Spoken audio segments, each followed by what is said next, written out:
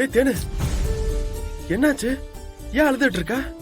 அம்மா இனிமே இங்க இருக்க மாட்டாங்க. அவங்க நம்ம வீட்டை விட்டு போறாங்க.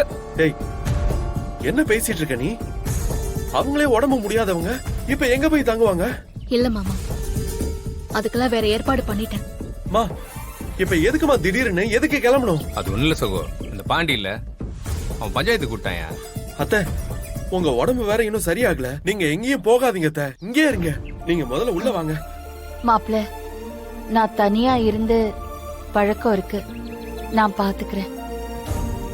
மனோ விடு, அத்த போட்டோம். டேய், என்னடா நீ அவங்க கூட? யோசிச்சு பார்த்தா அதான் சரியா இருக்குன்னு தோணுது.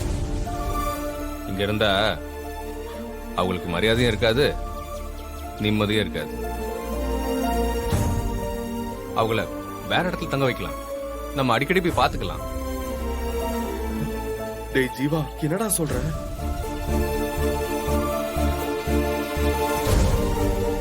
சம்பந்தியம்மா, எனக்கு என்ன சொல்றதுன்னே தெரியல. இப்படி ஆகும்னு நினைக்கவே இல்லம்மா. அம்மாச்சி, போறவங்கள இவங்க ஏதாவது பேசி திரும்ப கூட்டிட்டு வந்துருவாங்க போல இருக்கே. அவ ரோசக்காரிடி, அவ நீங்க வரமாட்டா. நீங்க 2 பேரும் போட்ட போட்ல இந்த வீட்டு பக்கமே தலை வச்சு படுக்க மாட்டா. ஏய், இருந்தாலும் அத்தை தனியா போறது மனசு கேட்கல. அவங்க ஒத்த ஆளா இருந்து 2 பொண்ணையும் வளர்த்து கரையேத்திருக்காங்க. இப்ப எடுத்த முடிவு சரிதான். இந்த வீட்டு சூழ்நிலை அப்படி இருக்கு. நம்மள மாதிரி அவங்களும் வாயில்லாத பூச்சி மாதிரி எதுக்கு இருக்கணும்? சரி விடுங்க, தங்கச்சி என்ன வெளிநாட்டுக்கா போகுது? இங்க நம்ம ஊர்ல தானே இருக்க போகுது. தோணும் போது போய் பார்க்க போறோம். சரிப்பா, இப்ப திடீர்னு எங்கப்பா போவாங்க அவங்க? இங்க ஒரு வீடு பார்த்து வச்சிருக்கேன் மாமா. இங்க இருந்து பக்கம் தான். அம்மாவுக்கு அது ஓகே தான்.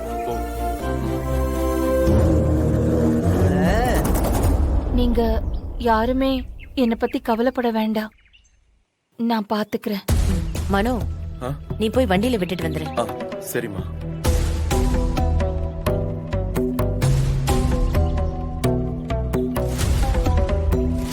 போறதுனே முடிவு பண்ணிட்டியா? இந்த தேவி பாண்டிக்கு என்ன ஆச்சுன்னே தெரியல.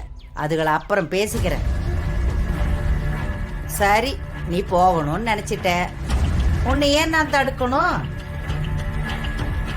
கண்டிப்பா அதுக்கு மாஸ்டர் பிளான் அப்பத்தாவதான் இருக்கும். இத பாரு சுமதி,